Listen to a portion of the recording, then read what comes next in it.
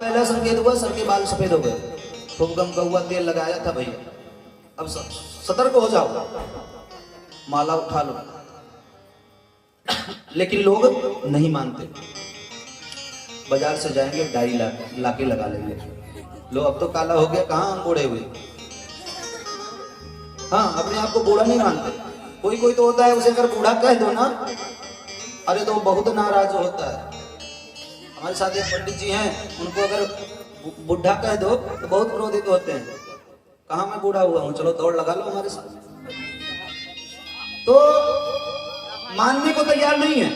अच्छा, काल का दूसरा संकेत हुआ, आंखों से दिखाई पड़ना बंद हो गया, आंखों से कम दिखाई पड़ने लगे। भैया अब सतर्क हो जाओ, अब माला ले लो, अब भगवान का भजन करो। लेकिन नहीं मानते। डॉक्टर के यहाँ गए, ऑपरेशन करवा दिया, लेंस डलवा लिया, बूढ़ा कहाँ हुआ, चश्मा बनवा लिया, लेकिन माला नहीं लिया, माला नहीं उठा, भगवान का नाम नहीं लेते। अच्छा, काल का तीसरा संकेत हुआ, अब मुंह में जो 32 दांत थे सब बाहर आ गए। खूब छनौरी पकौड़ी खाया भैया, खूब स्वादिष्ट स्वादिष्ट भोजन किया। अब सतर्क हो जाओ, अब माला ले लो। लेकिन डॉक्टर के यहाँ गए और बढ़िया चमकता हुआ पत्थर का दांत लगवा लिया। कहां बूढ़ा हुआ वो, मानने को तैयार नहीं होते। अच्छा, चौथा संकेत आया, कमर टेढ़ी हो गई, खूब सीना तान करके चलते थे, अपने आगे किसी और को नहीं गिनते थे। अब सचेत हो जाओ, अब सतर्क हो जाओ, अब माला ले लो। लेकिन फिर भी नहीं मानते हैं, नहीं मानते हैं। डॉक्टर के यहाँ जाएंगे, बढ़िया बढ़िया क्रीम लेकर के आएंगे, तेल लेकर के आएंगे, मालिश करवाएंगे, लेकिन माला नहीं पकड़ेंगे। अब 5वीं बार घंटी नहीं, घंटा बजा और राम नाम सत्य हो गया। आया है सो जाएगा राजा रंग फकीर, और कोई सिंहासन चढ़ चला, और कोई जात बंधा जंजीर। राम नाम सत्य होगा, जीवन ऐसे ही बर्बाद हो जाता। तो सुभद्रा जी कहती है कि आज से ही मुझे आपकी भक्ति मिल जावे। भगवान ने कहा तथास्तु, सबको आशीर्वाद दिया। आशीर्वाद देने के बाद में महाराज युधिष्ठिर को ले गए, राज सिंहासन पर बिठाया। अच्छा, महाराज युधिष्ठिर के मन में संतुष्टि नहीं हुई, रो रहे हैं। भगवान गए, भैया क्यों रो रहे हो? अरे गोविंद, इस राज सिंहासन को लेकर मैं क्या करूंगा? अरे इस सिंहासन के लिए ना जाने कितने निरपराध लोग मारे गए, लाशों का ढेर लग गया, खून की नदियां बह गई, मेरे अपने सगे संबंधी सब समाप्त हो गए। क्या करूंगा इस सिंहासन को लेकर के? इस सिंहासन के लिए इतना घोर युद्ध हुआ, मुझे नहीं चाहिए ऐसा सिंहासन। अब भगवान ने जितना गीता का उपदेश अर्जुन को दिया था महाभारत के युद्ध में, उतना ही उपदेश युधिष्ठिर को दे दिया। लेकिन युधिष्ठिर जी के पल्ले कुछ नहीं पड़ा, समझ में नहीं आया। क्यों? वही उपदेश भगवान ने अर्जुन को दिया, अर्जुन के समझ में आ गया, और वही उपदेश युधिष्ठिर को दिया, इनके समझ में नहीं आया। क्यों? क्योंकि अर्जुन जो है भगवान को अपना गुरु मानते थे। यहां गुरु और शिष्य का भाव था, और युधिष्ठिर जी भगवान को अपने मामा का लड़का मानते थे, अपना छोटा भाई मानते थे, इसलिए इनके समझ में नहीं आया। जब तक गुरु और शिष्य का भाव नहीं आएगा, तब तक बातें समझ में नहीं आएंगी। देखिए, सौनक जी, सौनकादि ऋषि जो 88,000 संत हैं, जिनको सूत जी कथा श्रवण करा रहे हैं, मैंने कल बताया था। सौनक जी बड़ी लंबी उम्र के हैं, दिव्य ज्ञान है, ऐसा नहीं कि उनके अंदर ज्ञान की कमी है। और सूत जी 20 वर्ष के हैं, लेकिन सूत जी को सिंहासन पर, आसन पर बिठा दिया और स्वयं श्रोता बन करके बैठ गए। महाराज कथा श्रवण कराइए, श्रोता बन गए। और यहां पर जो सूत जी श्रवण करा रहे हैं, उसे ब्रह्म वाक्य मान करके, गुरु मान करके शौनकादि ऋषि श्रवण कर रहे हैं। देखिए, वक्ता से ज्यादा ज्ञान श्रोताओं को होता है। क्यों? क्योंकि वक्ता वही कहेगा जो उसने पढ़ा है, और श्रोता अनेकों कथावाचकों की कथाएं सुनते हैं, अनेकों प्रकार का ज्ञान मिलता है। तो जो फायदा श्रोता बनने में है वो वक्ता बनने में नहीं। और कथा परीक्षित बन करके कथा सुनना, ये तो परम सौभाग्य की बात है। लेकिन यहां पर जब तक भाव नहीं आएगा तब तक कल्याण नहीं होगा। जब तक गुरु और शिष्य का भाव नहीं आएगा, संबंध नहीं जुड़ेगा, तब तक कल्याण होने वाला नहीं है, समझ में आने वाला नहीं है। तो भगवान ने युधिष्ठिर जी को वही गीता का उपदेश दिया, लेकिन युधिष्ठिर जी के समझ में नहीं आया, क्योंकि युधिष्ठिर जी भगवान को अपना छोटा भाई मानते थे, अपने मामा का लड़का मानते थे। अब भगवान ने सोचा यही उपदेश अगर इनको किसी दूसरे के द्वारा दिलवा दिया जाए तो हो सकता है इनके समझ में आ जाए। सबको लिया साथ में और सबको लेकर के पहुंच गए भीष्म पितामह के पास। बाणों की सैया पर पड़े हुए हैं, एक एक दिन करके अपनी मृत्यु का गिन रहे हैं, एक एक बूंद करके उनके शरीर से सारा रक्त निकल चुका है, बाणों की सैया पर पड़े।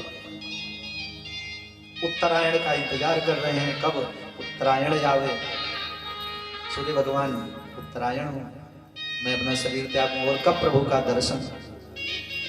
बाणों की सैया पर प्रभु पहुंचे। पितामह प्रणाम। आओ गोविंद, अरे आपने बड़ी कृपा की जो आए।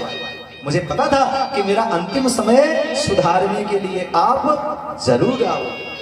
आप जितना दयालु और कौन हो सकता है, जिसने भक्त की लाज रखने के लिए, भक्त का मान रखने के लिए अपना मान त्याग दिया, भक्त के वचन को, भक्त की प्रतिज्ञा को पूरा करने के लिए अपनी प्रतिज्ञा छोड़ दी। आप जितना दयालु और कौन हो सकता है। देखिए, भीष्म पितामह ने महाभारत के युद्ध में संकल्प किया था, प्रतिज्ञा किया था कि आज मैं भगवान से शस्त्र उठवा करके ही तब सांस लूंगा, तब मानूंगा। और भगवान ने पहले ही प्रतिज्ञा किया था कि महाभारत के युद्ध में मैं अस्त्र शस्त्र धारण नहीं करूंगा। अब भीष्म पितामह पहुंचे, बाणों की बौछारें करने लगे। 10-5 बाण घोड़े को लगे, 10-5 बाण अर्जुन को लगे, भगवान को भी 1-2 बाण लगा। अब भगवान ने देखा ये बुढ़ऊ बाबा तो अर्जुन को मार ही डालेंगे, भक्त को मार डालेंगे, एक भक्त दूसरे भक्त को मार डालेगा। भगवान सोचते हैं कि अगर मैं नीचे नहीं उतरा तो एक भक्त मारा जाएगा और एक भक्त की प्रतिज्ञा खंडित हो जाएगा, क्योंकि भीष्म पितामह ने प्रतिज्ञा किया है कि आज जो हरि शस्त्र न कहूं को लाजो गंगा जननी को, मैं शांतन सुत न कहूं। कूद पड़े रथ से और एक रथ का पहिया उठाया, जैसे ही उठाया वो चक्र के रूप में बदल गया। भीष्म पितामह ने तुरंत धनुष बाण फेंक दिया, चरणों में गिर पड़े। प्रभु मैं धन्य हो गया, एक भक्त का मान रखने के लिए आपने अपनी प्रतिज्ञा तोड़ दी। आप जितना दयालु और कौन हो सकता। पितामह, ये आपके पौत्र हैं पांडव, महाभारत के युद्ध में इनको विजय प्राप्त हुआ है, इनको कुछ उपदेश कर। भीष्म पितामह ने उपदेश किया, दान धर्मान, राज धर्मान, मोक्ष धर्मान, विवाह सब। हे बेटा, तुम भारत के सम्राट हो, राजा हो, राजा का कर्तव्य है कि प्रजा को अपने पुत्र की भांति प्रेम करे, मेहनत करके ईमानदारी से धन कमावे, अपने परिश्रम की कमाई का जो धन है उसमें से कुछ ना कुछ अंश दान के लिए दान करे। शरण में यदि शत्रु भी आवे तो उसे क्षमा कर दो, आंखों के सामने कभी पाप होता हुआ ना देखे। अब उपदेश दे रहे थे कि आंखों के सामने कभी पाप होता हुआ ना देखे। जैसे ही मुंह से निकला द्रौपदी जी हंसने लगी। भीष्म पितामह ने कहा, कौन हंस रहा है? भला इतनी हिम्मत किसी है किसके अंदर है कि भीष्म पितामह उपदेश दे रहे हो और हंसने लगे? क्षमा करें पितामह, मुझसे गलती हो गई। नहीं बेटी, बताओ क्यों हंस रही हो? एक कुलवंती नारी बिना किसी कारण के नहीं हंसती, हंसने का कारण बताओ।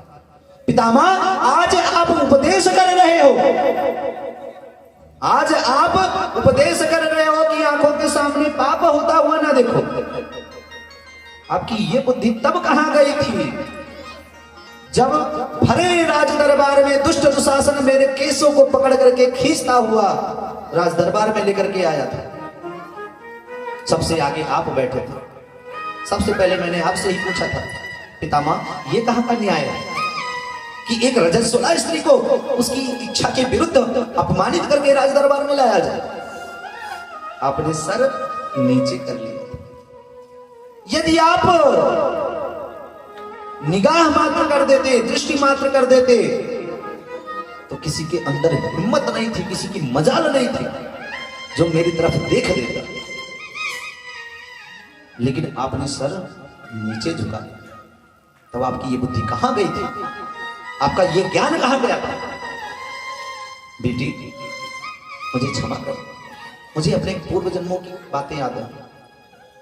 मैंने कोई अपराध नहीं किया। आज ये बाणों की सैया पर पड़ा होना, ये उसी पाप का फल है। मैंने दुष्ट दुर्योधन का अन्न खाया था, और कहते हैं जैसा खाए अन्न वैसा रहे मन। मैंने दुष्ट दुर्योधन का अन्न खाया था, और उससे जो रक्त मेरे शरीर में बना था ना, उसने मेरी बुद्धि को बिगाड़ दिया था। उस समय मैंने सर नीचे झुका लिया था, क्योंकि उस रक्त के कारण मेरी बुद्धि बिगड़ गई थी।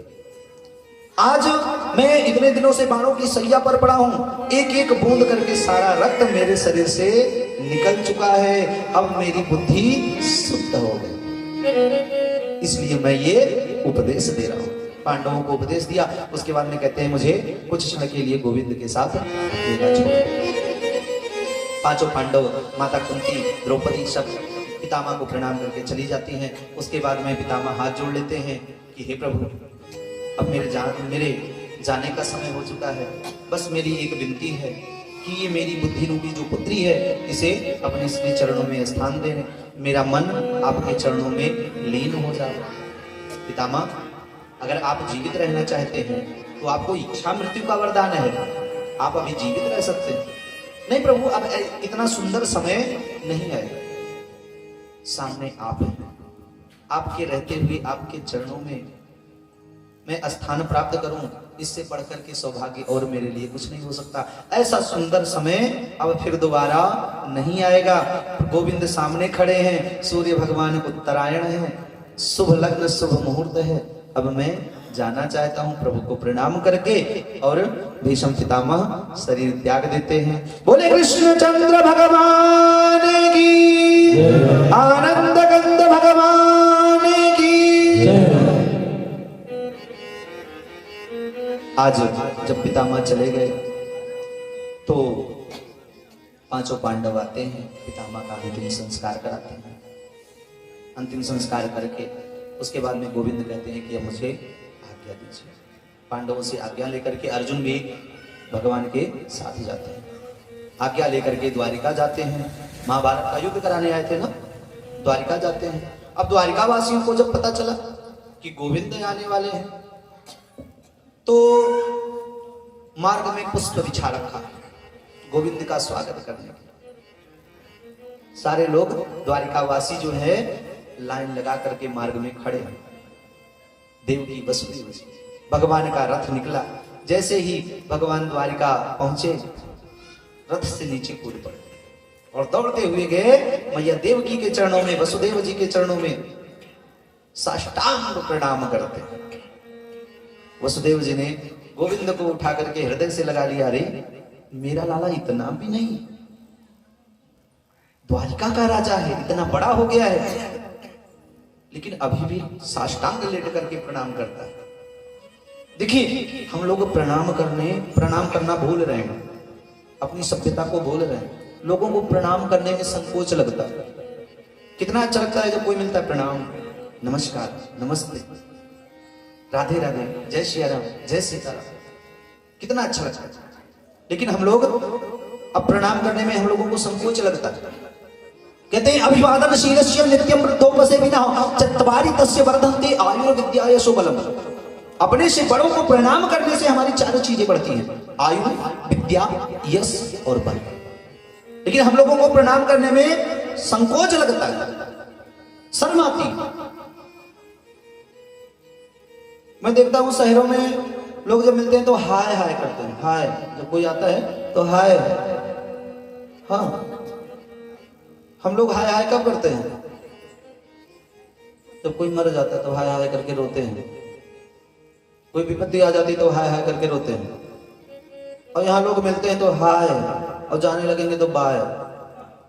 और माता पिता भी अपने बच्चे को सिखा रहे हैं, बेटा हाय करो, बेटा बाय करो, असर बोलते हैं।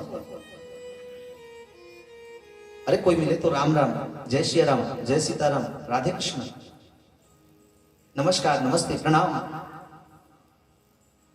देखिए प्रणाम करने का जो नियम है, अगर आप झुक करके प्रणाम करते तो पहले तो साष्टांग प्रणाम बताया गया, लेट करके बिल्कुल। दूसरा, अगर आप झुकते हैं तो बहुत लोग प्रणाम करते हैं ना, आएंगे घुटने पे हाथ मारेंगे, पालागी पंडित, घुटने को स्पर्श करने से दरिद्रता आती है। बहुत लोग तो जांग पे हाथ मारते हैं, पालागी।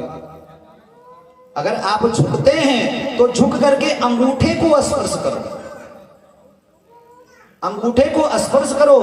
अंगूठे को जब आप स्पर्श करते हैं तो जैसे मोबाइल में कंपन होता है ना, वाइब्रेशन होता है, वैसे शरीर में भी कंपन होता है। जिसको आप प्रणाम करते हैं ना, उसने जो भी पुण्य किया है उसका 10-5% आपको मिल जाता है पुण्य। तो अगर झुकना है तो अंगूठे का स्पर्श करो, नहीं झुकना है तो हाथ जोड़ करके प्रणाम, राधे राधे, जय श्री राम, जय सीताराम, आदर से।